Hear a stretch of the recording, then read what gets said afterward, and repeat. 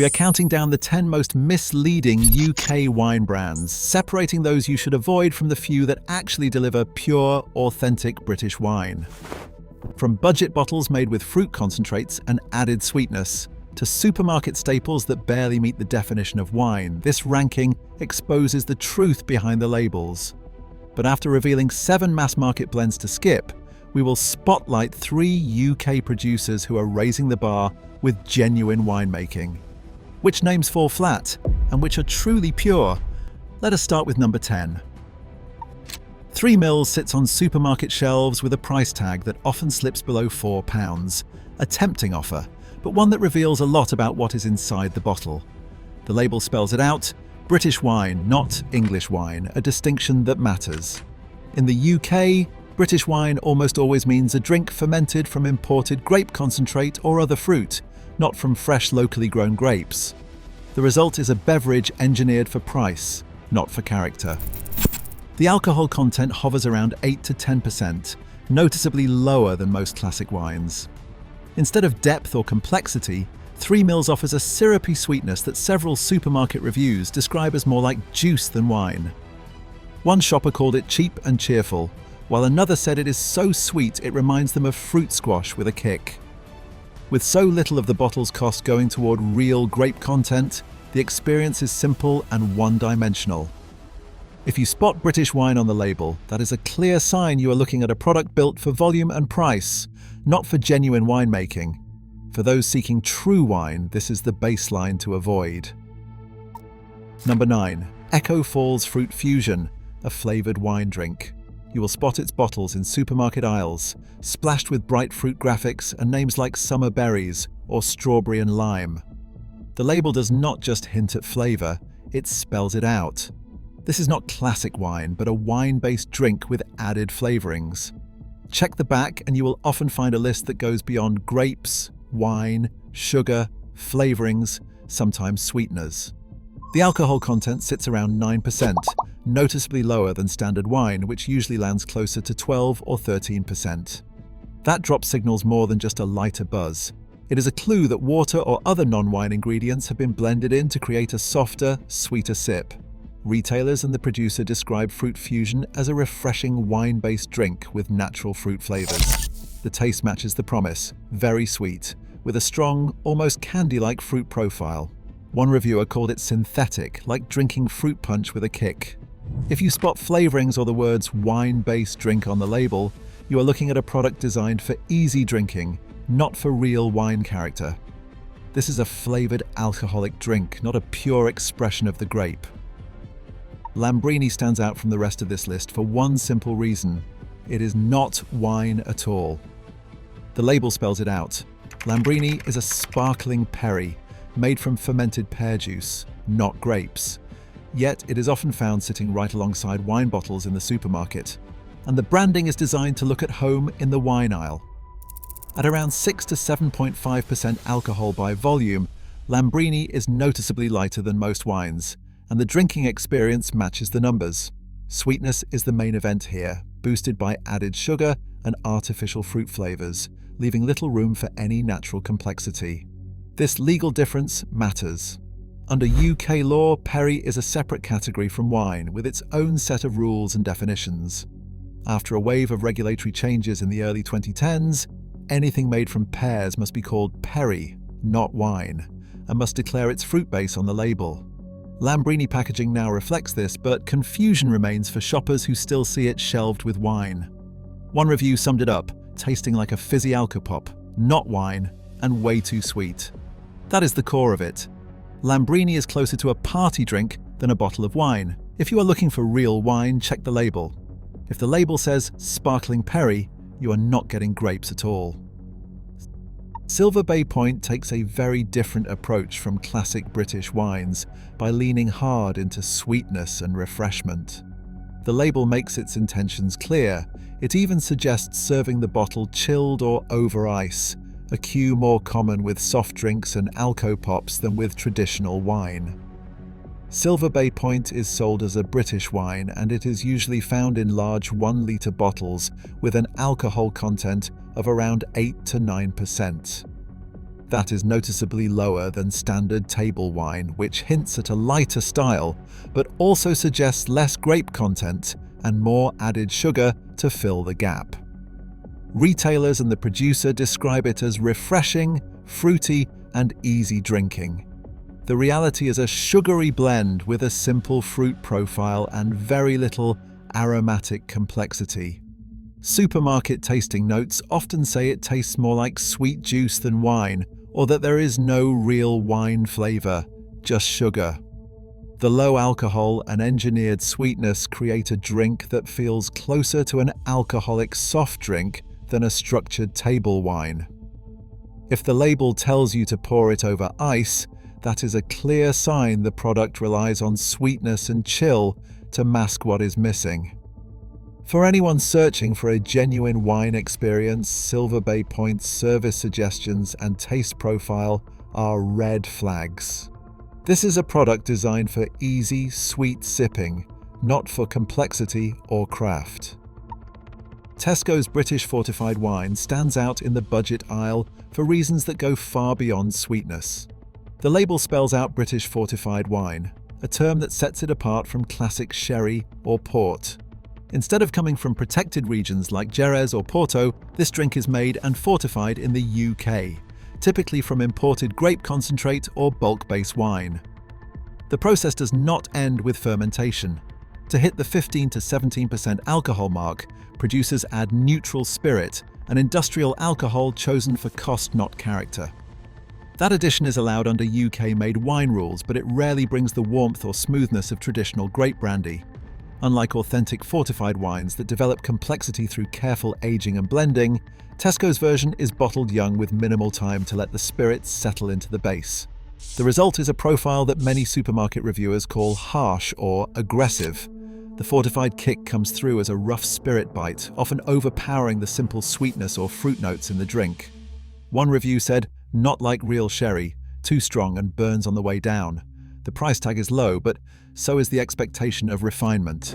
This is a drink built for strength and shelf appeal, not for balance or depth. If you are looking for the richness and smooth finish of traditional fortified wines, the sharp alcohol and simple flavors here are a clear warning sign. Always check for the words British fortified on the label. What you will get is a shortcut to strength, but not to quality.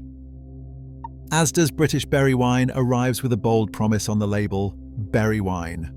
That is a clear sign you are not dealing with a traditional grape-based wine, but rather a fruit wine, an entirely different category under UK law.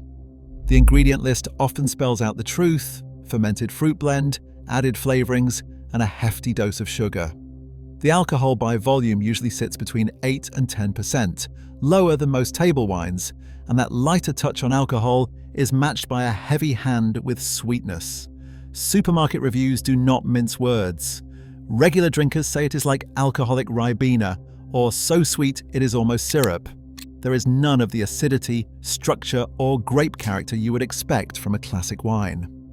Instead, the flavor comes across as candy-like, with a berry punch that owes more to flavor additives than to natural fermentation. If you are scanning the shelf, the term berry wine is your clue that this bottle is built on fruit and sugar, not on grapes and craft. For shoppers, this is a good moment to check the label closely. When you see fruit wine, berry wine, or a list of flavorings, you are looking at a drink designed for easy, sweet sipping, a world away from the complexity of real wine. Asda's British berry wine is less harsh than fortified blends, but it fails the purity test by relying on a fruit base and sugar, not on genuine winemaking. Country Manor is the kind of bottle that promises easy drinking and then delivers a tidal wave of sweetness instead. The label says British wine, but the real story is in the reviews and the glass. Shoppers regularly call it syrupy, with a texture that clings to the palate and a finish that feels more like thick cordial than any classic wine. The alcohol by volume usually lands in the low teens, but alcohol takes a backseat to sugar, a choice that is clear from the first sip. Instead of the crisp acidity or layered fruit you would expect from a well-made wine, Country Manor leans on added sweetness and simple fruit notes to fill out its profile. Label language often includes British wine and flavorings, a sign that what is inside the bottle is a blend of imported grape concentrate, sugar, and artificial aromas. That construction explains the mouthfeel. The wine coats the tongue, leaving behind a sticky, almost cloying residue. Critics describe it as lacking any real structure or balance. There is no backbone of acidity or gentle tannin to keep the sweetness in check. Instead, the experience is flat and one-dimensional, with a finish that lingers for all the wrong reasons. For anyone scanning supermarket shelves, the combination of British wine, high residual sugar, and a label that hints at flavorings should be a warning. When texture turns syrupy and artificial notes dominate, purity has left the building. This is the last stop on the avoid list, a textbook case of how extreme sweetness and engineered mouthfeel can mask the absence of genuine winemaking craft.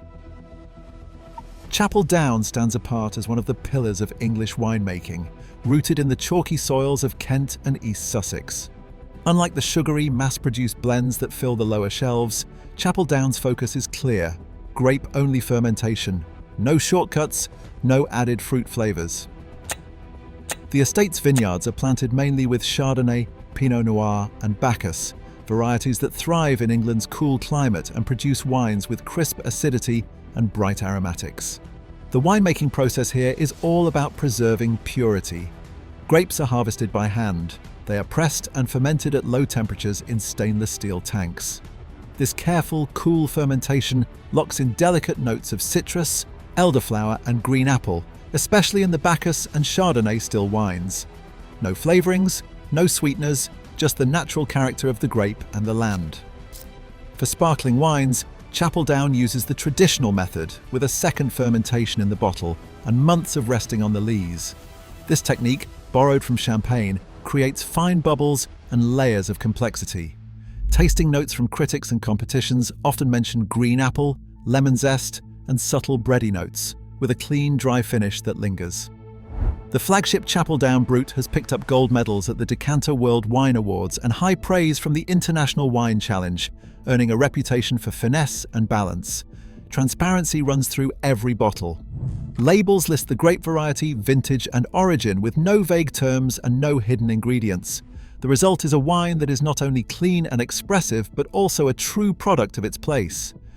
Chapel Down's approach offers a clear contrast to the syrupy, artificial drinks that dominate the bargain aisle. This is the standard for real English wine, estate-grown, grape-only, and made with care from vineyard to glass. Nyetimber's name has become almost synonymous with English sparkling wine, and it is no accident. The estate's defining move came in 2006, when the team committed to using only grapes grown in their own vineyards, spanning West Sussex, Hampshire, and Kent. This estate-grown policy set Nyetimber apart from other producers who might rely on purchased fruit. Every bottle begins in carefully managed English soil, with Chardonnay, Pinot Noir, and Pinot Meunier picked by hand at peak ripeness. That control over the entire process from vine to glass means there is no room for shortcuts or compromise. Nyetimber's winemaking follows the traditional method, the same process used by champagne houses. Once the base wine is made, it undergoes a second fermentation in the bottle, trapping bubbles naturally. The wine then rests on its lees, spent yeast cells, for at least 36 months, sometimes even longer. This patient aging develops the signature notes of brioche, toasted nuts, and fine, persistent bubbles. The dosage, the final sugar addition, is kept low to preserve the wine's clarity and tension, allowing the English terroir to shine through. Tasting a glass of Nyetimber Classic Cuvée is a lesson in balance and precision. Aromas of citrus, apple, and freshly baked bread rise from the glass. On the palate, there is a creamy mousse, bright acidity, and a long, mineral-driven finish. These qualities have not gone unnoticed. Nyetimber has collected gold medals at the International Wine and Spirit Competition and the Decanter World Wine Awards, with critics regularly praising its elegance and purity.